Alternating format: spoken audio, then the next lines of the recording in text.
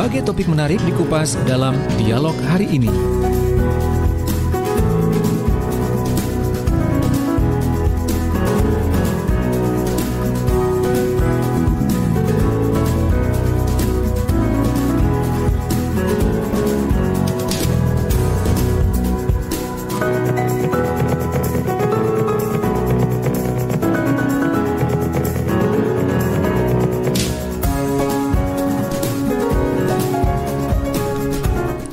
Ya sahabat Suara Sidoarjo, kali ini kita di program Dialog Pertanian kita akan bahas tentang pemanfaatan pekarangan secara terpadu. Di studio Suara Sidoarjo kali ini saya sudah bersama dengan narasumber kita dari Balai Penyuluhan Pertanian Kecamatan Tanggulangin. Nah, kali ini saya ingin sapa dulu ada Pak Muwahono Santoso SP yang sudah hadir di studio. Assalamualaikum. Waalaikumsalam. Apa kabar Pak Wahono? Baik, ya. Alhamdulillah. Ini saya baru pertama kali ya Pak ya ketemu Pak Wahono ya? Pertama kali. Oh waduh. Iya, alhamdulillah bisa silaturahmi juga dari Tanggulangin. Tanggulangin kabarnya gimana Pak? Aman ya? Mestinya tidak ada genangan? Kalau genangan pasti. Kantor kecamatannya saja banjir. Oh, Masya Allah. Sampai sekarang? Sampai kemarin masih banjir. Oke, tinggi Pak? Lumayan tinggi, pintu masuk sampai ke setengah kaki gitu. Oh, Masya Allah. Ya, mudah-mudahan bisa segera surut Pak ya. Amin. Jangan ditambahin hujan dulu lagi deh biar surut gitu ya. Tapi kalau hujannya berkah nggak masalah ya. Iya, bersama Pak Wahono pagi ini kita juga bersama dengan Ibu Indah Wahyuni SP. Assalamualaikum Bu Indah. Oh, kok saya tidak mendengar suara Bu Indah? Boleh dibantu teman-teman teknik? Iya. Sebentar ya Bu, suaranya belum masuk ke mic. Iya, kali ini bersama dengan Pak Wahono dan juga Ibu Indah, kita nanti akan membahas tentang pemanfaatan pekarangan secara terpadu. Nah, ngomongin tentang pekarangan, kalau pekarangan ini yang seperti apa? Kita ngobrol dulu dengan Pak Wahono dong. Pak Wahono, kita boleh dikasih pemahaman dulu nih tentang istilah pekarangan. Yang seperti apa sih Pak sebetulnya? Sebenarnya pekarangan sih definisinya ya seperti semacam sebidang tanah yang ada di sekitar rumah kita. Ukurannya sih relatif bebas saja gitu ya, dengan keadaan yang bisa dimanfaatkan untuk bercocok tanam, baik itu untuk beternak ataupun juga untuk tanaman. Tanaman-tanaman biasa yang digunakan di sini biasanya kebanyakan hortikultura, baik itu sayur, kemudian buah, tanaman hias, bisa juga toga, obat-obatan. Yang itu yang dibutuhkan, yang bisa sehari-hari digunakan gitu ya oleh yang cocok tanam gitu ya. Oke. Nah, berarti pekarangan ini bisa dimanfaatkan. Kalau tadi saya disebutkan kan karena luas petaknya kan tergantung gitu ya Pak, bebas saja. Pokoknya ada sepetak tanah yang bisa dimanfaatkan. Nah, Bu Indah, kalau pemanfaatan pekarangan sendiri, kalau melihat dari konsep pekarangan tadi yang disebutkan oleh Pak Wahono, ini seperti apa Bu Indah?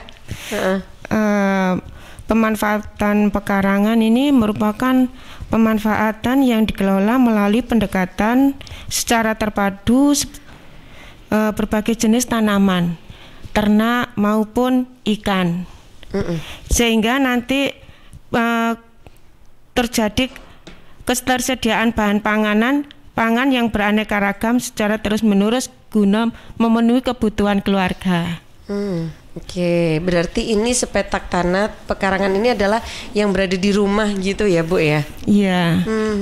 Oke, dan dimanfaatkan adalah untuk pertama untuk pemenuhan kebutuhan keluarga. Apa saja nih Bu biasanya yang masuk pemenuhan kebutuhan keluarga? Misalkan sayur, misalkan ditanami sama cabai, tomat, terong, biasanya seperti itu Mbak. Terus sama ikan bisa dibuat kolam. Oke, berarti itu maksudnya tanah tapi yang dibuat kolam yang berarti bukan kolam yang dari ini ya Bu ya, bukan yang dari biasanya kan ada tempat ikannya sendiri gitu, bukan ya? Bisa yang dari tanahnya situ, juga bisa dari terpal. Oh. Okay. Kalau misalnya tempatnya kecil, biasanya itu orang-orang juga bisa pakai ember-ember yang besar itu. Itu bisa. Itu masih termasuk bisa dibilang itu ya apa ya, kayak pekarangan yang dimanfaatkan. Gitu ya? Oh, oke. Ya. Nah, berarti ini adalah hal-hal yang bisa menghasilkan sesuatu gitu untuk keluarga. Bisa nggak sih kalau pekarangan itu menghasilkan sesuatu yang mungkin oleh keluarga itu akhirnya bisa dari sisi ekonomi itu bisa membantu perekonomian keluarga itu? Otomatis kan, sih, Bu, otomatis membantu pemenuhan kebutuhan keluarga. Misalnya kalau mau beli sayur, sudah punya sayur sendiri, jadi tidak beli, sehingga mengurangi pengeluaran. Ya. Sayur, buah, dan ikan gitu ya Bu ya, atau mesti peternakan gitu ya. Tapi biasanya rata-rata kalau ngomongin tentang pekarangan itu dari sisi ternak itu apa sih yang biasanya diternakkan gitu di dalam pekarangan itu? Biasanya, selain ikan mungkin? Iya, biasanya itu kayak unggas itu bebek, mentok itu. Kalau lahannya luas bebek, mentok. Kalau lahannya nggak luas biasanya ayam. Kalau luas juga ayam banyak biasanya Mbak, yang di desa-desa itu malah ayam-ayam kampung itu banyak sekali memanfaatkan pekarangannya buat ayam. Iya. Oke.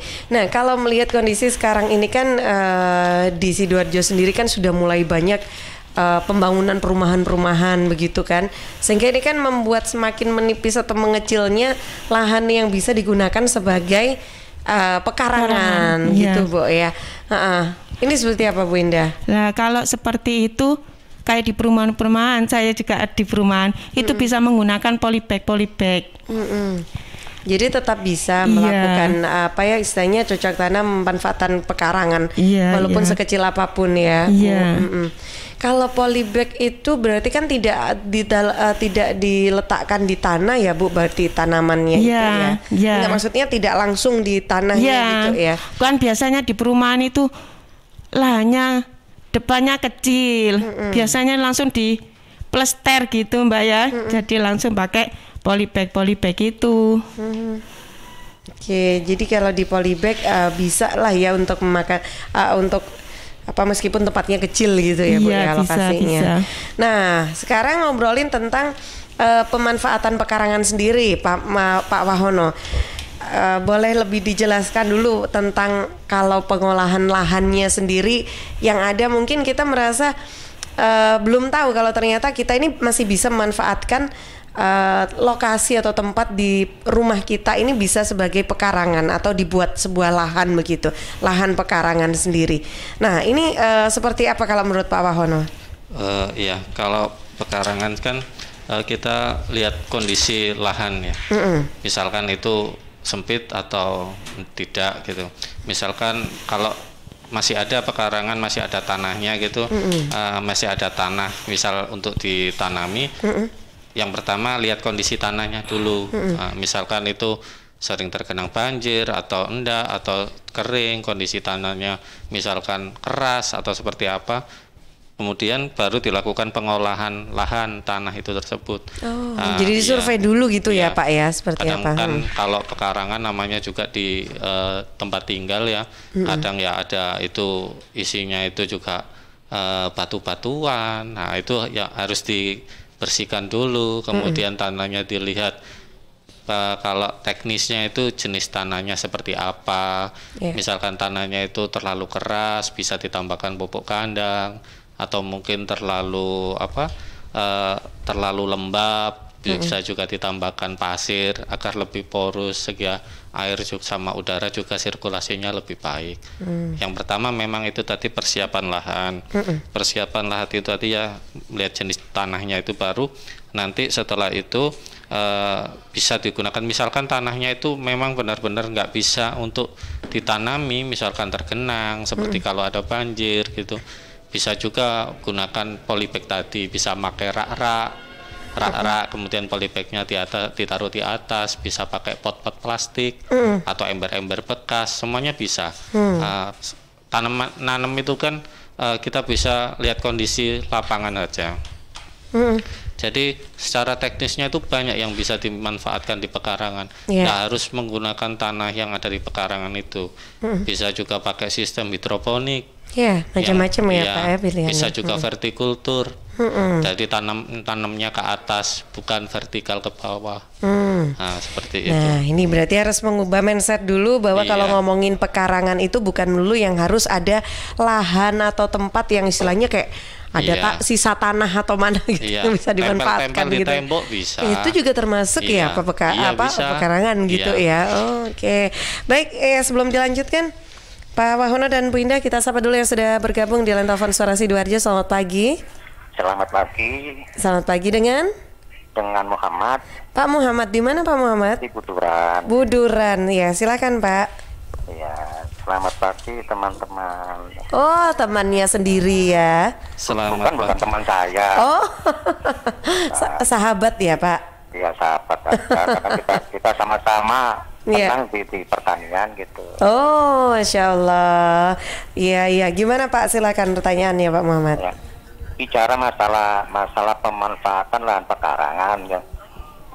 Lepas dari apa yang sampaikan kaitannya dengan pengelolaan tanah dan sebagainya, bagaimanapun juga kita kalau ngomong tanaman tidak lepas daripada sinar matahari. Nah, sedangkan yang sampaikan nanti ketika di perumahan ataupun di pekarangan dekat rumah atau depan rumah, kalau toh itu yang susah untuk menerima sinar matahari maksimal, katakan seperti itu, apa yang harus kita lakukan? Oke. Baik. Ada lagi? Yang kedua barangkali kalau itu yang disampaikan oleh Bu Indah tadi ya, ketika itu lahan luas, apakah bisa di pemanfaatan pekarangan itu kita upayakan ke usaha komersial? Nah, kalau memang bisa, kira-kira tanaman apa yang harus kita budidayakan di situ?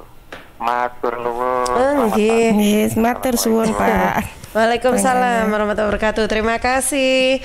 Iya, terima kasih Pak Muhammad di Buduran. Nah, ini boleh. Mau ditanggapi dulu atau kita jeda dulu sebentar? Kita jeda dulu sebentar ya untuk beberapa informasi. Ditunggu Pak Muhammad ataupun sahabat Suara Sidoarjo lainnya yang ingin ikutan sharing bisa telepon 0318961514 atau pertanyaannya bisa disampaikan juga lewat WA. Saya ditemani oleh Cindy pagi hari ini, Cindy Claudia Harahap yang bertugas di redaksi ya. Silakan WhatsApp di 0821326409. Yang sedang nonton juga di YouTube Live Suara Sidoarjo, kolom chat ya bisa digunakan untuk menyampaikan pertanyaannya, nanti saya akan bacakan. Saya jeda dulu sebentar untuk beberapa informasi yang akan lewat. Suara Sidoarjo, lembaga penyiaran publik lokal pemerintah Kabupaten Sidoarjo.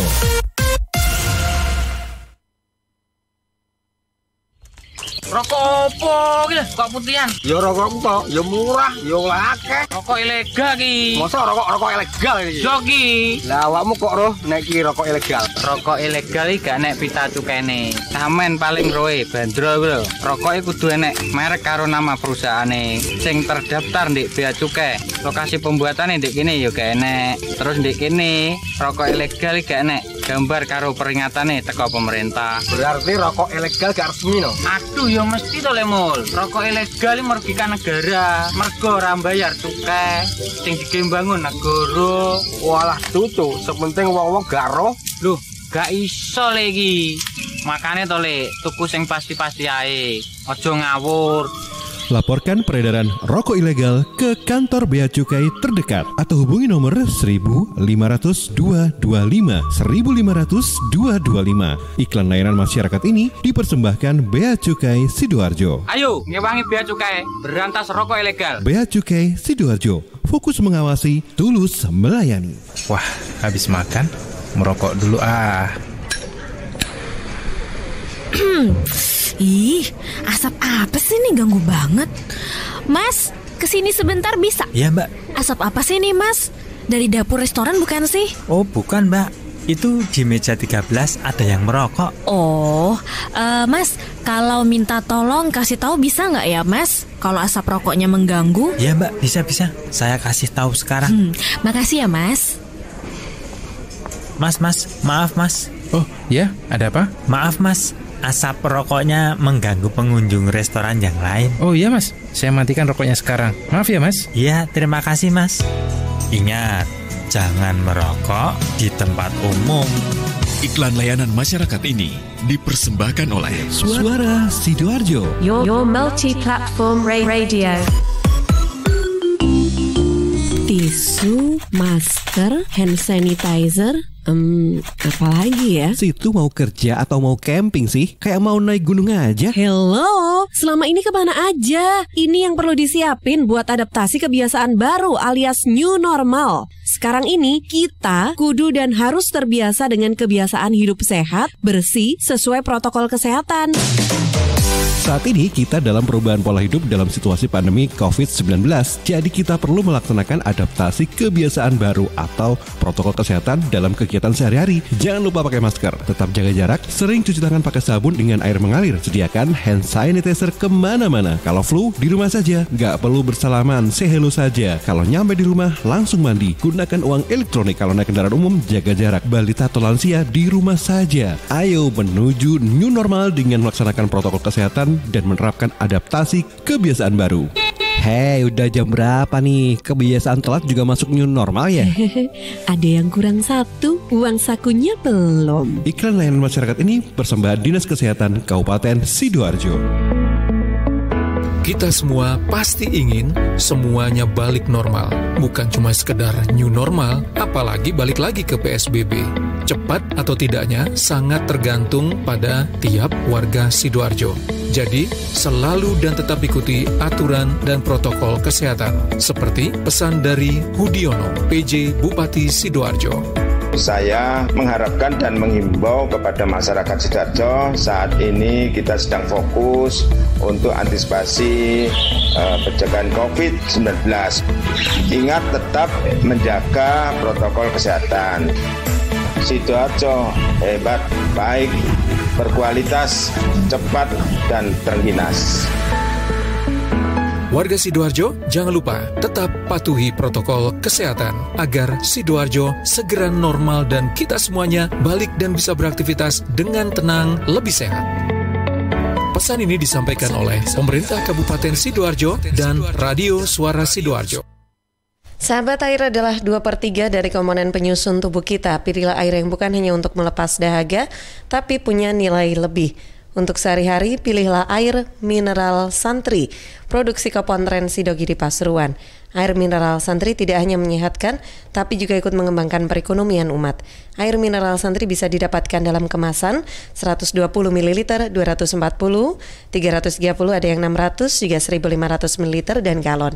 Info lengkap dan pemesanan, hubungi Ustadz Muhammad Sagar, CV Lantabur Sidoarjo, telepon 0821 3404 0289. Distributor air mineral Santri wilayah Sidoarjo di Jalan Sawer T03 RW 01, Plumbungan Sukodono Sidoarjo. Air minum ya Santri. Suara Sidoarjo, lembaga penyiaran publik lokal pemerintah Kabupaten Sidoarjo. Kembali di program Dialog Pertanian, dan sahabat, kita masih bersama dengan Pak Wahono dan juga Bu Indah dari Balai Penyuluhan Pertanian Kecamatan Tanggulangin. Nah, tadi ada Pak Muhammad yang sudah bergabung. Nah, ini sahabat beneran ya? Iya dong, udah bergabung. Masa bukan sahabat kata Pak Muhammad gitu? Ya, boleh ditanggapi dulu, silakan. Siapa? Ya. Pak Wahono. Iya, seperti tadi yang disampaikan oleh salah satu pendengar Suara Sidoarjo, menyampaikan misalkan untuk sinar matahari ya, misalkan untuk tanaman-tanaman yang bisa dibudidayakan di pekarangan, misalkan tidak mendapat sinar matahari penuh atau langsung. Yang perlu kita pahami, memang sinar matahari itu sangat dibutuhkan untuk tanaman, untuk pertumbuhan tanaman, karena tanaman itu bahasa kasarnya lah butuh, untuk masak itu butuh sinar matahari untuk proses fotosintesis ya. Untuk fotosintesis, cuma setiap tanaman itu tidak sama kebutuhan lama sinar mataharinya. Ada yang butuh sinar matahari langsung, ada yang tanpa butuh sinar matahari langsung pun bisa.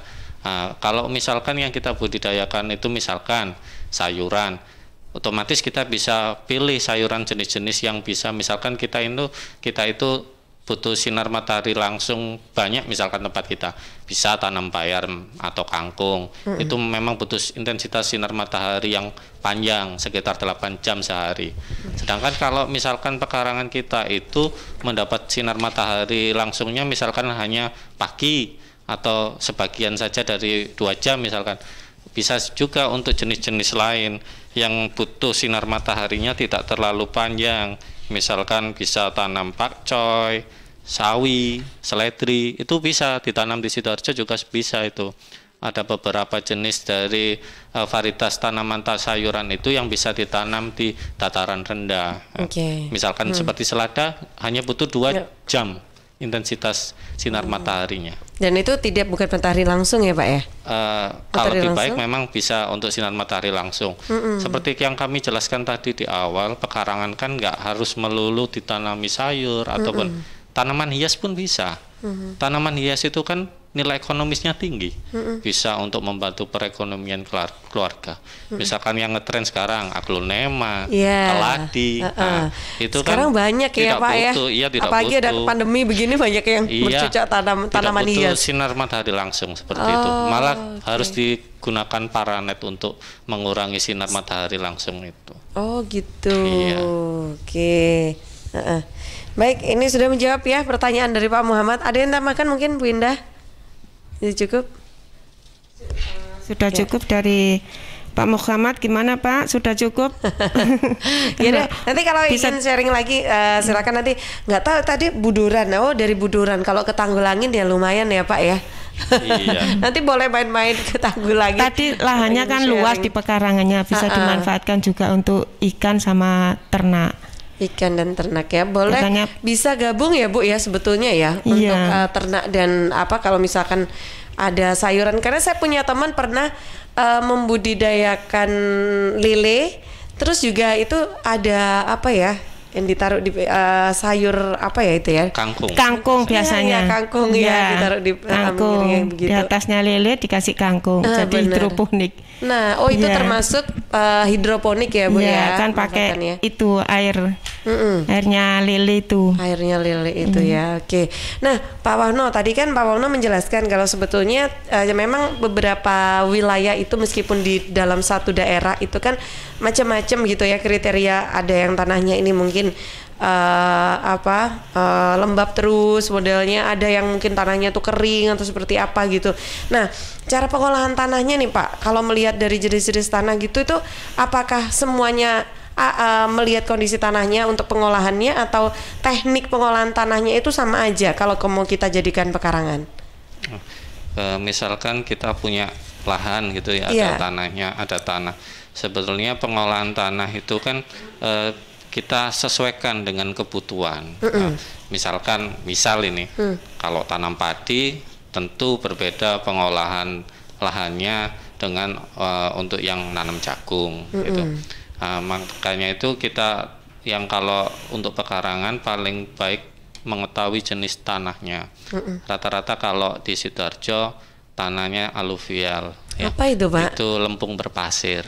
Lempung berpasir. Iya, lempung dengan kandungan berpasir. Itu biasanya rekat. Itu gimana? Kalau sulit untuk diolah biasanya kayak pecah-pecah kering gitu ya Pak ya. Lempung itu kalau untuk akar, pertumbuhan akar itu biasanya kurang untuk pernapasan akar. Itu perlu ditambahkan, misalkan nanti ditambahkan pupuk kandang dan juga bisa ditambahkan kalau perlu pasir ataupun sekam. Fungsinya kalau penambahan seperti pupuk kandang gitu itu kalau tanahnya lempung itu memperbaiki sifat fisik tanah. Jadi kalau pertama kita tanam itu yang diperbaiki memang sifat fisik tanah. Karena kalau sudah sifat fisik tanahnya itu baik, otomatis nanti udara itu oksigen juga gampang masuk dalam tanah. Kemudian kalau ada air juga gampang masuk, kemudian bisa mengikat air lebih lama.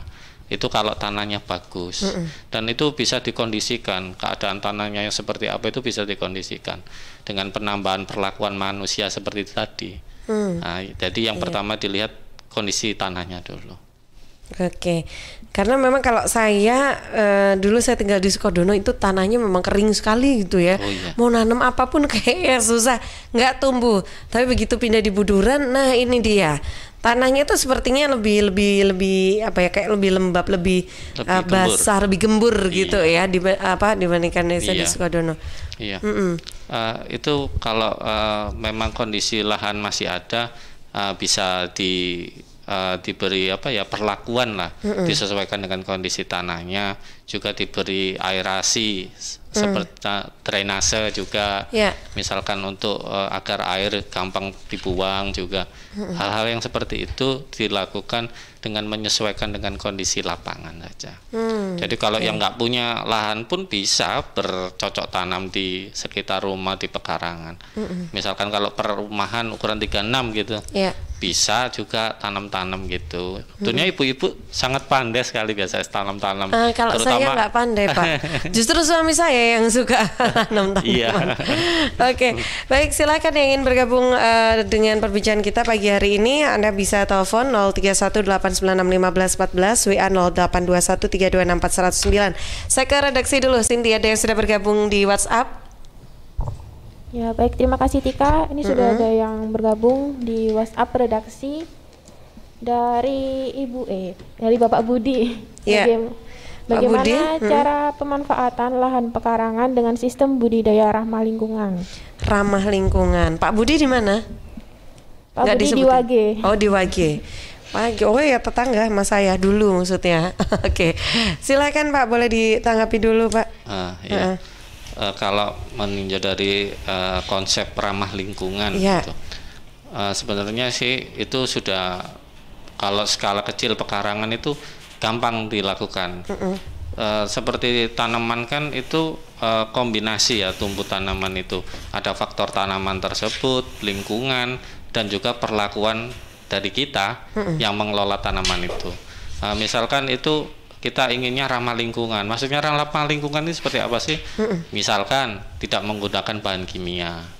Pupuk, kita bisa menggunakan pupuk-pupuk organik, pupuk kandang yang bisa kita buat sendiri, termasuk dari sampah-sampah rumah tangga, itu kan bisa digunakan untuk pupuk. Nah, misalkan itu. Kemudian namanya tanaman itu pasti ada hama penyakitnya. Nah, hama penyakitnya bisa kita kendalikan dengan pestisida nabati. Itu semuanya bisa dibuat sendiri dengan bahan-bahan baku yang ada di sekitar kita. Misalkan ya, itu ada semacam kutu di Lombok gitu. Itu bisa dimanfaatkan juga yang ada di sekitar rumah itu. Misalkan pakai sabun cucian itu bisa juga dimanfaatkan. Paling enggak itu tidak terlalu menggunakan bahan kimia. Seperti itu. Banyaklah hal-hal yang bisa dimanfaatkan untuk menggunakan pertanian ramah lingkungan, apalagi yang skalanya itu kecil di pekarangan. Oke.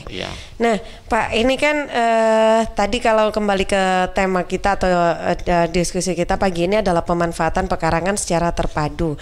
Nah, tadi kan memang beda ya Pak ya, kalau di pengelolaan atau pemanfaatan pekarangan saja dengan yang secara terpadu itu ada bedanya kah Pak Wono? Ya, misalkan kalau maksudnya yang terpadu ini sebenarnya itu dengan menggunakan segala aspek yang ada di lingkungan kita. Misalkan seperti tadi yang dijelaskan. Oh, yang dijelaskan Bu Indah juga tadi ya. Dijelaskan Bu Indah, misalkan itu ada tanaman, kemudian ada ternak, ada ikan, seperti itu. Itu kalau seperti ada yang biasa digunakan itu misalkan seperti ternak kelinci gitu. Nah, urinnya itu bisa digunakan seperti itu tadi untuk pupuk cair untuk tanaman kita. Jadi apa yang dikeluarkan dari ternak-ternak yang ada di pekarangan itu bisa dikembalikan lagi untuk memanfaatkan pekarangan itu, misalkan ya itu tadi untuk pupuk kandang, untuk pupuk cair gitu. Jadi mutualisme gitu ya Bu ya? Iya, jadi berputar terus, berputar. Oke, baik. Iya, Bu Indah, kalau dari kan biasanya tadi kata Pak Mahono, kita ke perempuan kan suka bercocok tanam gitu kan ya. Sebetulnya kalau ngomongin tentang cocok tanam gitu Bu Indah, dari pekarangan sendiri, penggunaan pekarangan sendiri kan kalau misalkan ternyata kita itu punya pekarangannya itu tidak di belakang rumah tapi di depan rumah gitu ya. Nah, penataan seperti peternakan, kalau misalkan tanaman kan mungkin di depan juga masih bagus gitu terlihatnya. Nah, tapi kalau ternak nih Bu, apakah ada mekanisme sendiri kalau kita beternak terus itu diletakkan di mana begitu maksudnya? Kalau peternakan itu biasanya diletakkan di samping atau belakang, Mbak. Kalau di depan kurang, estetikanya kurang ya. Di samping atau di belakang? Iya. Kalau ikan masih bisa yang kayak di ember tadi, kayak ikan lele gitu. Soalnya di rumah saya juga gitu. Ikan lele ditaruh di ember besar, atasnya terus ditanami kangkung. Jadi nutrisinya dari nutrisi ikan lelenya itu tadi, kotorannya ikan lele buat nutrisi tanaman kangkung. Iya, kangkungnya itu. Subur itu, Mbak. Ya. Soalnya kan nutrisi dari lele. Dan juga kalau kita memanfaatkan pekarangan, itu juga kita mengurangi pestisida dari sayur-sayuran yang kita beli biasanya. Kalau kita beli biasanya di pasar atau di supermarket itu kan dari petani. Biasanya petani itu untuk mengurangi sayuran dari hama penyakit itu biasanya disemprot sama pestisida. Lah kadang itu makanya kalau sayuran-sayuran itu biasanya bagus-bagus. Soalnya mau dipetik itu disemprot dulu. Jadi jadi residunya itu masih ada, Mbak. Kadang itu kan baru disemprot berapa hari, 3 hari dipetik. Sedangkan residu pestisida itu biasa sekitar 1 minggu sampai 2 minggu. Itu belum hilang, itu masih ada. Sehingga kalau kita konsumsi itu bahayanya yaitu yang menyebabkan penyakit kanker itu dari pestisida itu. Sehingga lebih baik itu memanfaatkan pekarangan sendiri sehingga kita tidak menggunakan pestisida dan lebih aman untuk keluarga. Nah, kita tahu sendiri gitu ya karena bahan yang digunakan ini kan kita memang benar-benar pilih gitu yang teraman juga. Oke, baik sahabat, tadi sedikit oleh Bu Indah tentang estetika gitu ya. Menata pekarangan perlu nggak sih untuk memperhatikan estetika? Nanti ya kita akan bahas bersama dengan Pak Wahono dan juga Bu Indah. Saya jeda dulu kembali untuk beberapa informasi yang akan lewat. Suara Sidoarjo, lembaga penyiaran publik lokal pemerintah Kabupaten Sidoarjo. Solusi terbaik untuk rumah kos di Sidoarjo, Graha Sakinah Syariah. Hunian kos premium dengan harga terjangkau dan terbuka untuk semua kalangan. Harga mulai 1 jutaan per bulan. Lokasi di tengah kota berkonsep syariah, fasilitas lengkap, aman dan nyaman. Parkir luas, dapur bersama, jemuran, akses 24 jam dan dilengkapi dengan jasa laundry. Graha Sakinah Syariah. Juga menyediakan kos harian mulai 150.000 per hari. Tetapi untuk pasangan belum menikah tidak diizinkan. 4 lokasi terbaik Graha Sakinah Syariah bisa jadi pilihan terbaik untuk hunian kos Anda. 3 unit di Kelurahan Magersari, Kecamatan Sidoarjo, dan 1 unit di Perumahan Pondok Jati, Desa Pagerwojo, Buduran, Sidoarjo. Khusus di Perumahan Pondok Jati dilengkapi dengan resto. Booking sekarang juga dan pastikan hunian kos syariah aman dan nyaman jadi pilihan. Hubungi Abah Bandi di 081 230 55052. 081 230 55052. Halo arek-arek Jawa Timur, piye kabare?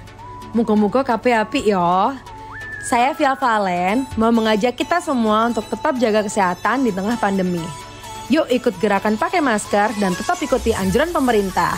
Dengan cara tetap jaga jarak, sering cuci tangan pakai sabun, hindari keramaian, dan pakai masker kalau keluar rumah. Yuk jaga kesehatan Karena banyak orang tersayang yang ingin terus bersamamu. Bersama, kita lawan COVID-19 dengan terus mengingatkan hal-hal baik. Masih banyak banget saudara kita yang belum paham betapa bahayanya COVID-19. Oleh sebab itu, penting untuk kita saling mengingatkan. Semoga kita semua selalu sehat dan tetap produktif di kala pandemi. Ingat, ojo lali nggawe masker ya. Kenal maka tak kebal. Pagi, Pak. Pagi. Stop. Siapa kamu? Virus, Pak. Bapak siapa? Saya antibody. Bawa apa kamu? Penyakit. Wah, kamu pasti virus. Untung si bos sudah divaksinasi. Jadi aku kenal kamu. Halo, saya Cak Lontong. Nah, itu yang terjadi di dalam tubuh kita setelah divaksinasi. Vaksinasi melatih tubuh untuk kenal, lawan, dan kebal dari penyebab penyakit seperti virus atau bakteri. Sebelum digunakan, vaksin seperti vaksin COVID-19 akan diuji klinik, dipastikan keamanan dan mutunya oleh Badan POM dan para ahli. Tetap pakai masker, cuci tangan, dan jaga jarak ya. Ingat, siap divaksinasi saat vaksin siap. Vaksinasi dan protokol kesehatan, lindungi diri, lindungi negeri. Dipersembahkan oleh Komite Penanganan COVID-19 dan Pemulihan Ekonomi Nasional dan Kominfo. Halo, Assalamualaikum warahmatullahi wabarakatuh. Saya Denny Caknan menghimbau untuk seluruh masyarakat Jawa Timur agar tidak tertular oleh COVID-19, maka kita harus menaati protokol kesehatan yang berlaku. Khususnya memakai masker, jika berpergian menjaga jarak minimal 1 meter, dan tentunya harus didukung dengan olahraga. Jatim bermasker, Jatim sehat.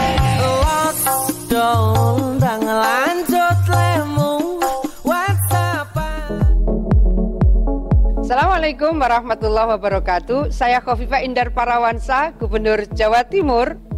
Ternyata penyebaran COVID-19 belum berhenti. Oleh karena itu jangan pernah lelah. Ayo kita lindungi diri kita dengan menggunakan masker yang aman dan benar. Kalau pakai masker jangan di bawah hidung. Kalau pakai masker jangan di bawah dagu. Lalu jaga jarak yang aman juga. Dan cuci tangan dengan menggunakan air mengalir. Assalamualaikum warahmatullahi wabarakatuh.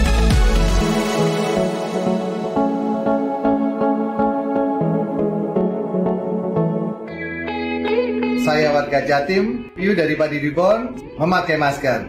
Memakai masker melindungi kita dari risiko penularan COVID-19 hingga 75%. Maskerku melindungimu, maskermu melindungiku. Jatim tangguh. Dan ternyata cinta. Suara Sidoarjo, Lembaga Penyiaran Publik Lokal Pemerintah Kabupaten Sidoarjo. Sahabat, kita masih membahas tentang pekarangan, pemanfaatan pekarangan secara terpadu ya. Nah, Pak Wahono, ini tadi sedikit juga ngobrol tadi disinggung oleh Bu Indah tentang estetika gitu kan ya. Kalau menata pekarangan itu memang sih kadang kalau saya sih melihatnya udah ditaruh di pinggir-pinggir aja biar jalan menuju ke rumah ini enak gitu kan. Tapi kalau kata suami agak bagus nanti dilihatnya gitu kan. Memang menata pekarangan itu ada pengaruh dari estetika atau sebetulnya melihat apa dulu yang ditanam dan kebutuhannya seperti apa, kayak contohnya tadi sinar matahari atau drainase air yang dibutuhkan atau lainnya lah Pak terkait dengan pekarangan. Itu gimana Pak Wahono?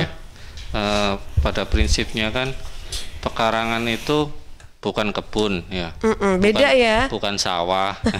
Soalnya pekarangan itu ada fungsi manusia yang hidup di rumah. Nah, jadi pekarangan itu melengkapi kita, tempat tinggal kita. Jadi yang paling utama fungsi dari rumah itu seperti apa? Misalkan itu ada jalan, ada carport, misalkan ada parkiran, maka disesuaikan dengan keadaan yang ada di situ.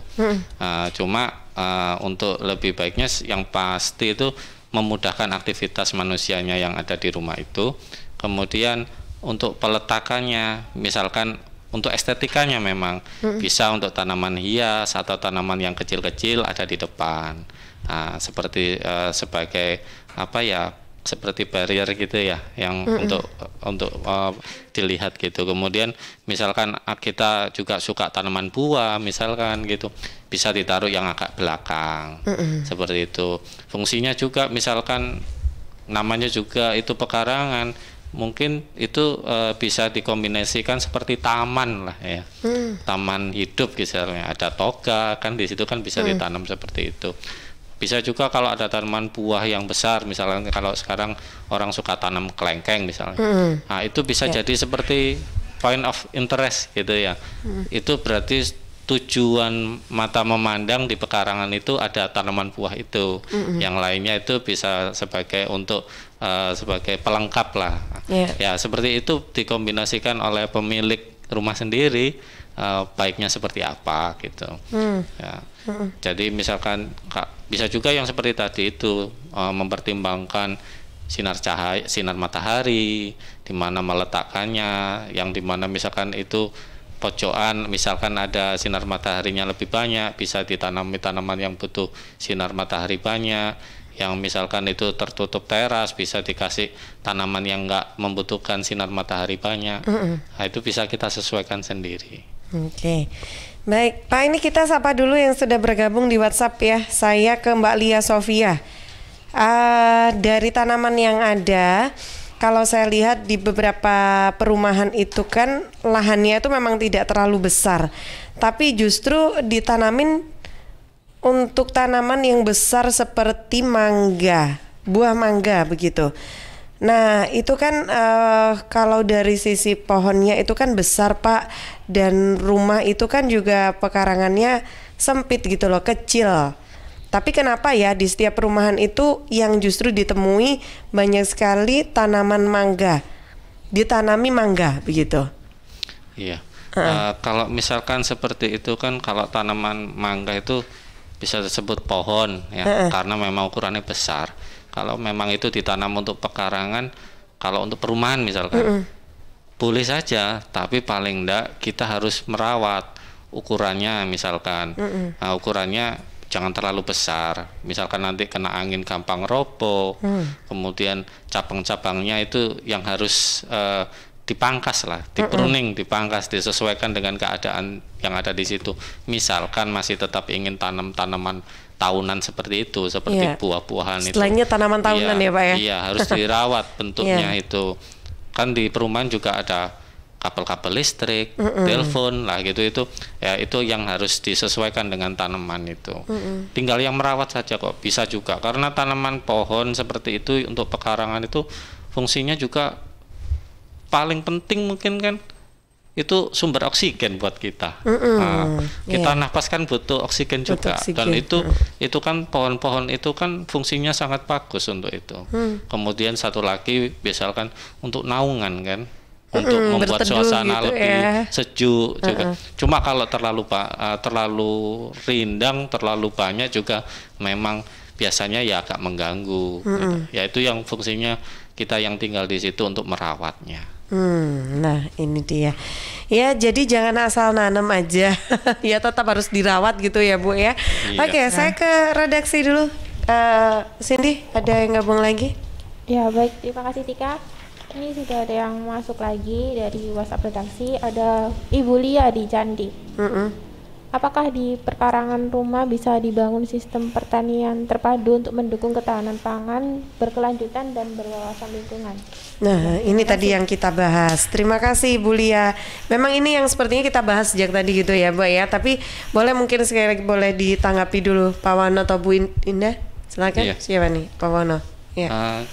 Kalau kita misalkan punya lahan luas-luas banget lah, sekitar ukuran 2 atau 3. Saya pernah punya ya teman gitu dengan lahan yang luasnya hanya nggak seberapa itu bisa dikelola, paling nggak setiap minggu itu dia bisa panen. Lengkap isinya, ada tanaman hortikultura, juga ada pangan. Pangan itu nggak melulu kita tanam padi loh, ketahanan pangan itu macam-macam. Misalkan kita di situ bisa tanam tanaman serealia ya, seperti sejenis jagung ya, seperti itu kan bisa ditanam di situ, bisa untuk sebagai sayuran juga ya, sebagai sumber karbohidrat juga bisa. Misalkan ketela pohon, ya, temak ubi jalar lah yang kecil-kecil gitu bisa ditanam itu, dan itu bisa seperti di kalau di pertanian bisa seperti di tumpang sari gitu, macam-macam tanaman dalam satu lahan gitu kan itu bisa ya, iya. Termasuk juga bisa nanti itu kan ditanami tanaman, biasanya itu ada refugia kalau di pertanian itu bisa itu bisa untuk mengendalikan hama penyakit di situ sebagai tanaman inang gitu. Untuk tanaman di pekarangan itu biasanya kan ada tanaman itu ada penyakitnya juga. Nah, itu biasanya ada lawannya juga. Nah, itu bisa dikelola di situ. Termasuk tanaman-tanaman horti dan buah-buah itu bisa dijadikan satu. Kita sendirilah nanti yang bisa membuat konsepnya seperti apa. Lihat ukurannya tanahnya juga. Ya. Iya. Oke. Baik.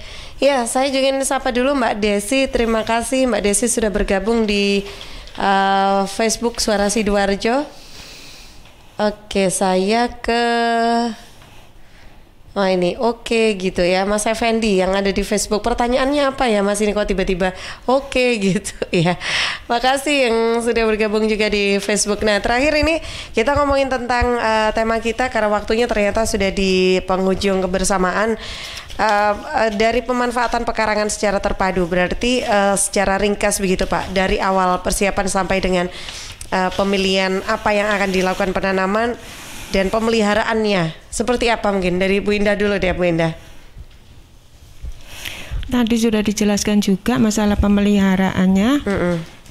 Jadi kalau kita memanfaatkan pekarangan juga kita harus memelihara tanaman atau yang lainnya juga.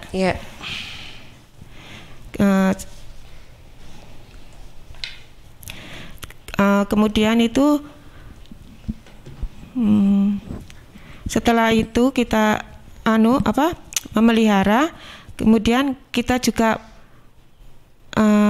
kita letakkan sesuai dengan keadaan. Maksudnya tadi sudah dijelaskan juga ya, sudah dijelaskan kalau misalnya kalau sayuran atau tanaman yang kecil-kecil di depan, sedangkan kalau ternak sama ikan di belakang. Di belakang gitu ya. Ya, tadi sudah dijelaskan juga, sudah lengkap penjelasannya. Jadi pesannya ya semangatlah untuk bercocok tanam, memanfaatkan pekarangan di rumah gitu. Itu ya, lebih baik untuk memanfaatkan pekarangan di rumah.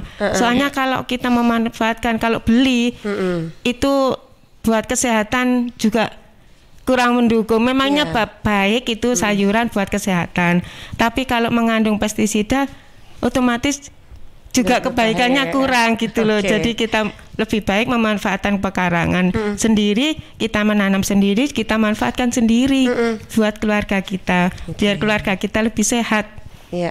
Oke, baik, terima kasih. Silakan Pak Wono. Tadi menambahkan dari Ibu Indah tadi ya, kalau kita mau memeliharanya sih perawatannya mudah sebenarnya. Yang utama memang tanaman kan butuh disiram. Disiramnya bisa setiap hari atau paling enggak kita melihat kondisi tanaman, lihat tanahnya. Kalau masih basah ya tidak perlu disiram. Kalau sudah kering bisa disiram. Penyiramannya juga bisa menggunakan misalkan dengan gembor ataupun disiram dengan gayung biasa, ataupun kalau lebih teknis lebih bisa menggunakan nozzle, sprinkle gitu, macam-macam caranya, tergantung keadaannya dan tergantung kita tujuannya seperti apa, misalkan skala besar atau kecilnya. Termasuk juga misalkan otomatis untuk tanaman pasti ada daun-daun yang kering jatuh, itu bisa dimanfaatkan, dikumpulkan, misalkan dibuatkan lubang, dibuat untuk pupuk kandang, bukan pupuk kandang, pupuk organik dari sisa-sisa tanaman. Seperti itu bisa dimanfaatkan. Seperti tadi, makanya terpadu, jadi apa yang dibuang pun bisa dikelola kembali, dikembalikan lagi ke tanamannya, ke pekarangan itu tersebut ya. Itu terakhir kalau untuk pemeliharaan, yaitu tadi pengendalian hama penyakitnya. Itu yang harus diperhatikan ya. Itu seperti kalau hama penyakitnya masih di bawah ambang ekonomis gitu, itu ya seperti itu tadi yang ditanyakan Mbak tadi ya, dikelola dengan ramah lingkungan saja, dengan memanfaatkan bahan-bahan yang ada di sekitar kita. Tapi kalau memang itu sudah sangat berbahaya, misalkan kutunya sudah banyak, boleh kita menggunakan bahan kimia, tapi dengan catatan dengan sesuai dengan dosis anjuran, dan itu benar-benar kalau memang sudah dibutuhkan. Oke, baik. Nah, sudah di akhir perbincangan kita pagi hari ini. Semoga apa yang sudah kita diskusikan pagi ini bermanfaat ya untuk Anda semua, sahabat yang sudah bergabung. Terima kasih juga tadi ada Pak Muhammad dan juga yang lainnya yang sudah bergabung di WhatsApp Redaksi Sidoarjo. Mudah-mudahan sudah cukup jelas. Ini kita kebersamaan sampai kurang lebih 1 bulan ya? Iya, sampai minggu depan. Sampai minggu depan. Oke. Sampai minggu depan. Baik, nanti ketemu lagi di pekan depan di hari dan jam yang sama ya, Jumat jam 9 sampai jam 10 pagi. Terima kasih Pak Wahono, Bu Indah, terima kasih. Sehat selalu nggih. Ketemu lagi pekan depan di program Dialog Pertanian kerjasama Suara Sidoarjo dengan Dinas Pangan dan Pertanian Kabupaten Sidoarjo. Saya Tika Amsar, saya pamit dulu undur diri. Selamat siang.